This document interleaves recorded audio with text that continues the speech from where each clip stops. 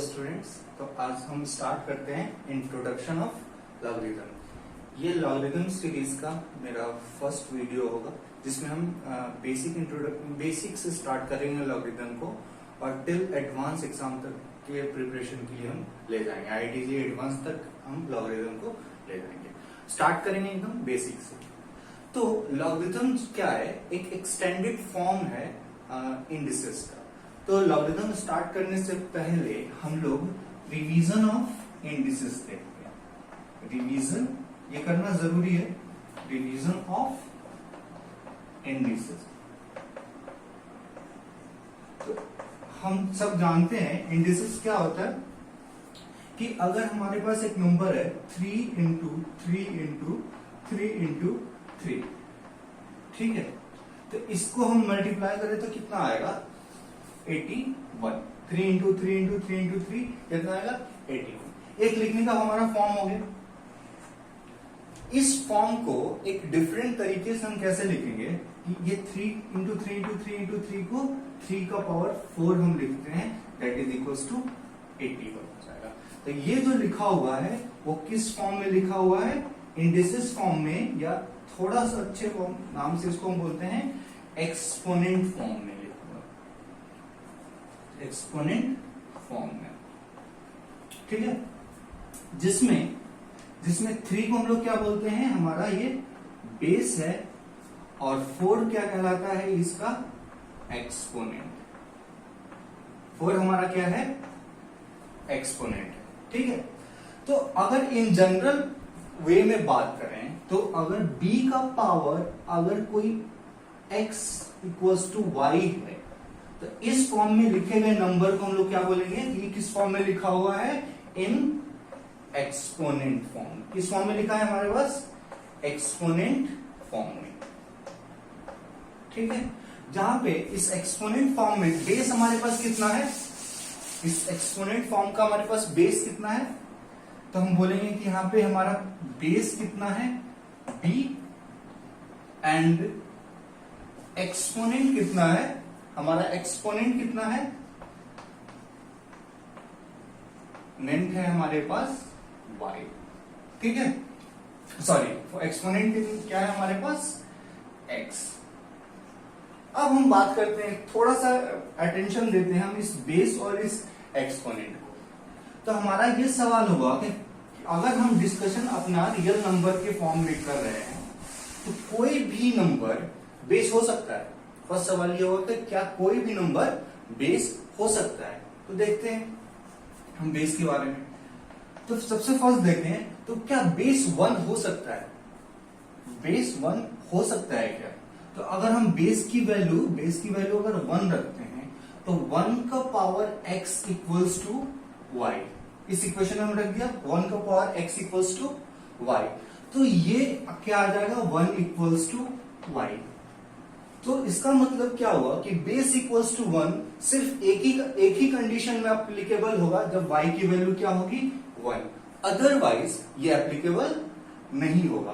तो अगर हम जनरल केस की बात करें तो उस केस में बेस की वैल्यू 1 नहीं हो सकती, ठीक है। अच्छा, सेकंड बात करते हैं बेस के बारे में। तो क्या ये बेस नेगेटिव हो सकता है? क्या ये बेस नेगेटिव हो सकता है? बिल्कुल हो सकता है अगर हम कॉम्प्लेक्स नंबर के फॉर्म में बात करें तो। लेकिन जब हम अपना डिस्कशन रियल नंबर के फॉर्म में रख रहे हैं तो नेगेटिव नहीं हो सकता। क्यों नहीं हो सकता है? जैसे कि हम b की वैल्यू लेट से हम ले लेते हैं -2। अब इसको हम इसमें रखते हैं, इस इक्वेशन में रखते हैं, तो क्या आ जाएगा? b -2 का power x equals to y, ठीक है। तो x की वैल्यू लेट से कि हम 2 रखते हैं तो कोई दिक्कत नहीं, ठीक है। हमको एक वैल्यू मिल जाएगा -2 का पावर 2 इक्वल्स टू y, मतलब y की वैल्यू 4, एक रियल वैल्यू हमको मिल गई। बट अगर x की वैल्यू हम 1/2 ले लिया, x की वैल्यू हमने कितने लिया? 1/2। तो x की वैल्यू 1/2 लेने में क्या हो जाएगा कि -2 का power 1/2 equals to y।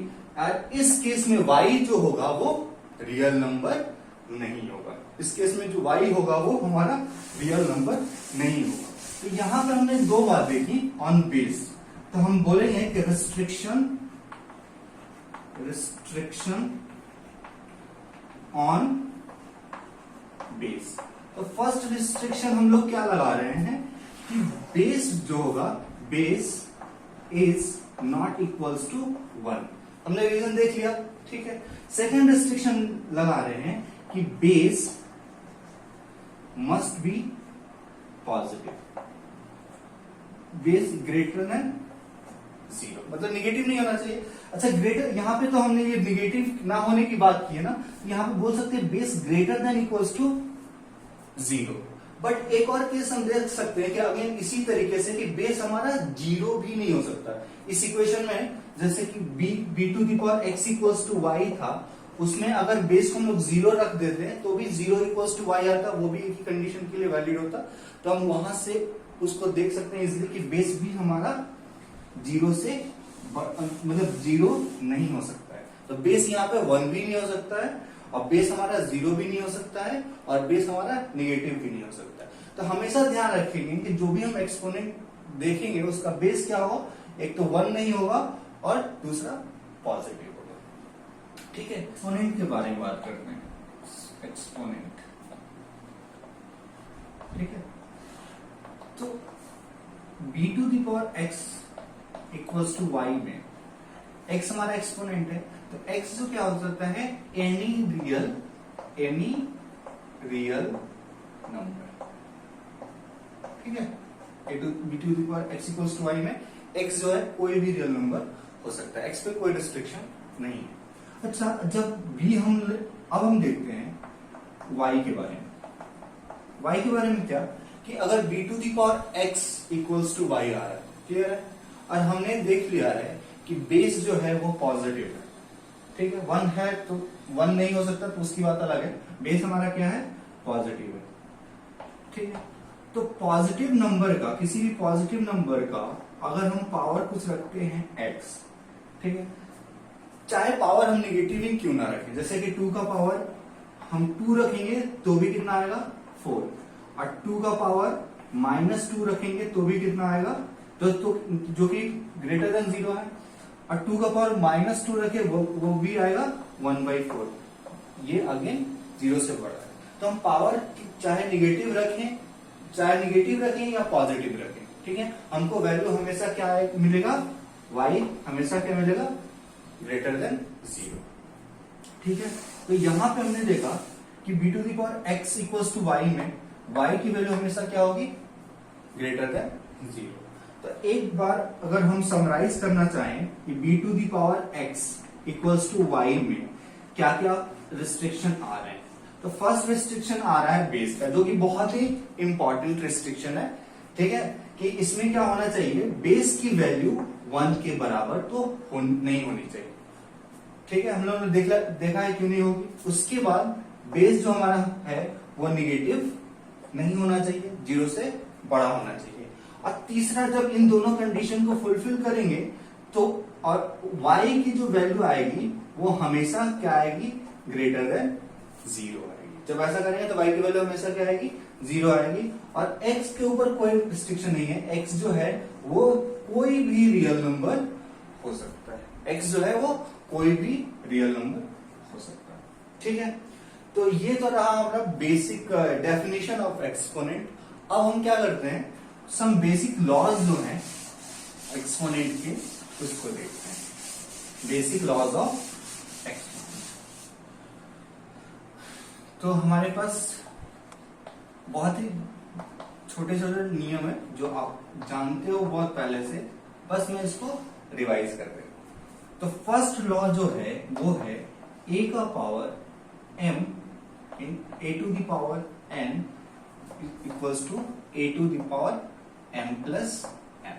First इसका प्रूफ बहुत ही आसान है, इसको क्या लिखोगे, a into a m times, ठीक है, और इसको क्या लिखेंगे, a into a n times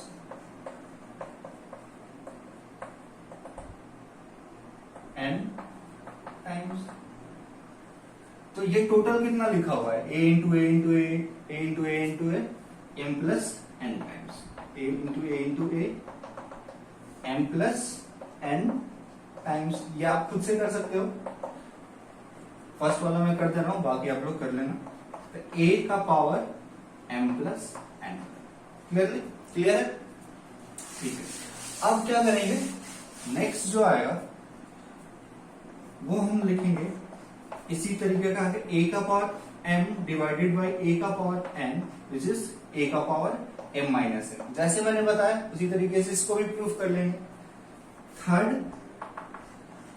होता है कि a का पावर m और उसका पावर n, ये बराबर हो जाएगा a का पावर m इंटू n का।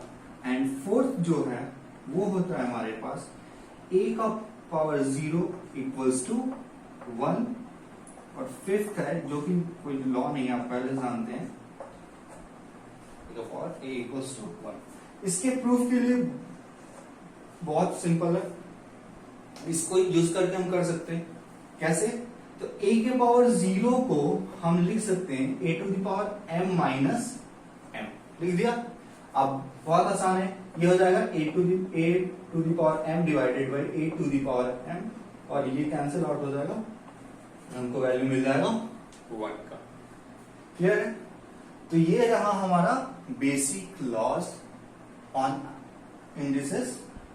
तो बाकी हम नेक्स्ट वीडियो में देखेंगे। नेक्स्ट वीडियो में हम क्या देखने वाले हैं, तो introduction of logarithm, not algorithm, introduction of logarithm, और उसका डेफिनेशन देखेंगे, और क्यों हम लॉगरिथम पढ़ते हैं इसके बारे में थोड़ा बहुत देखेंगे, और कुछ बेसिक क्वेश्चन करेंगे। So thanks for watching.